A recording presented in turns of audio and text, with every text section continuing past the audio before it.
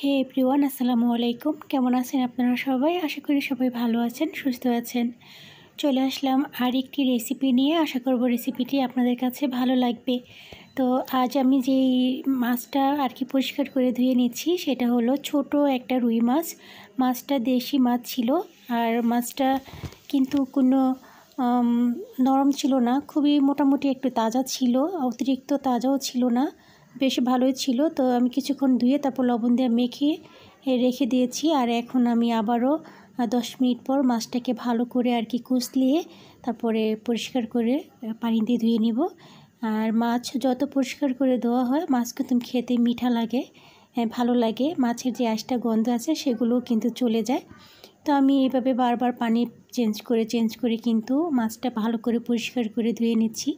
তো ধোয়া হয়ে গিয়েছে। আমি এখন 2 পিস মাছ উঠিয়ে রাখবো।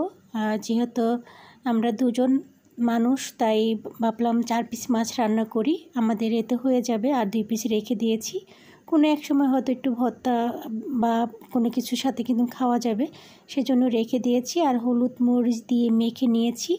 এখন আমি মাছগুলো ভেজে নিব। চুলায় আমি কড়াই বসিয়েছি, আর এখন কড়াইটা ভালো করে গরম করে নিয়েছি। দিয়ে দিচ্ছি সর্ষের তেল পরিমাণ মতো। এখন কড়ার গায়ে ভালো করে আমি সর্ষের তেলটা লাগিয়ে নিব।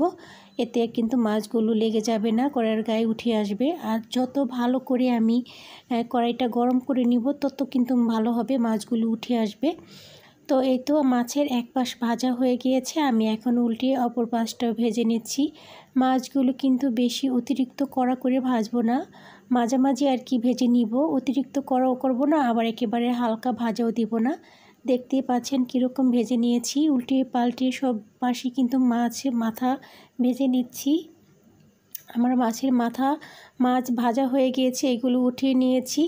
এখন আমি কিছু পেঁয়াজ দিয়ে দিব। তো আমি কিছু পেঁয়াজ কুচি করে কেটে ডিপ ফ্রিজে রেখে দিয়েছি, সেখান থেকেই কিছুটা পেঁয়াজ আমি এখন দিয়ে দিব।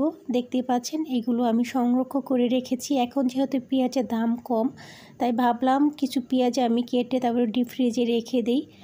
আর যখন পেঁয়াজ থাকবে না তখন কিন্তু খাওয়া যাবে। আর এখন কিন্তু আমার ঘরে কোনো পেঁয়াজ নেই, আমি 1 সপ্তাহ আগে এই পেঁয়াজগুলো ডিপ ফ্রিজে রেখে দিয়েছিলাম।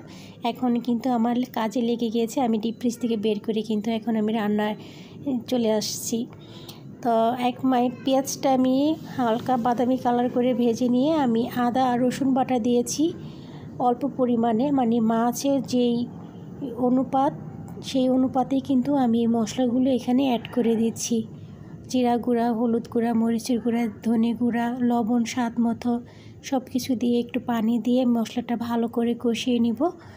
আর দিয়ে দেব 4-5টির মতো কাঁচামরিচটাও আমি মশলার সাথে কষিয়ে নিব। মশলাটা যখন আমার কষানো হয়ে যাবে তখনই কিন্তু আমি এর ভিতরে দিয়ে দিব সিম, আলু, টমেটো। আর এই মাছটা আমি সিম আর আলু টমেটো দিয়ে একটু ঝোল ঝোল রান্না করব, খেতে কিন্তু ভালো লাগবে। আর এই সিম কিন্তু আমি একটু বাতিওয়ালা সিম দিয়েছি, যে এই সিমের ভিতরে একটু বিচি থাকে, ওই রকম সিম নিয়েছি। ভালো করে মশলার সাথে আমি সিম আলু কষিয়ে নিচ্ছি। টমেটোগুলো কিন্তু দেশি টমেটো ছিল, সেজন্য কিন্তু একদম নরম হয়ে গিয়েছে, একদম মিশে গিয়েছে কষাতে কষাতে। কিন্তু আমি এখন পরিমাণ মতো ঝোলের পানিটা দিয়ে দিয়েছি। এখন আমি বলক আসা পর্যন্ত অপেক্ষা করব। যখন বলক চলে আসবে তখন কিন্তু আমি এর ভিতরে বেজে রাখা মাছগুলো দিয়ে দিচ্ছি। আমার কিন্তু চুলায় গ্যাসটা কম ছিল, সেজন্য কিন্তু বলক ভালো করে আসেনি। তারপরও মোটামুটি যাই আসছে আমি কিন্তু মাছগুলো দিয়ে দিয়েছি। এখন ভালো করে নেড়েচেড়ে আমি ঢাকনা দিয়ে ঢেকে 10 থেকে 15 মিনিটের মতো রেখেছি। মাঝারি আছে, সিম আলু সব কিছু কিন্তু সিদ্ধ হয়ে গিয়েছে। তো এখন আমি নামিয়ে নিব, রান্নাটা কমপ্লিট হয়ে গিয়েছে। আর এখন ধনেপাতাটা দিলে ভালো হতো, যেহেতু ছিল না সেজন্য দিতে পারিনি। আপনারা অবশ্যই ধনেপাতাটা দিবেন। তো এই পর্যন্ত, ভালো থাকুন, সুস্থ থাকুন, বিদায় নিচ্ছি। আল্লাহ হাফেজ।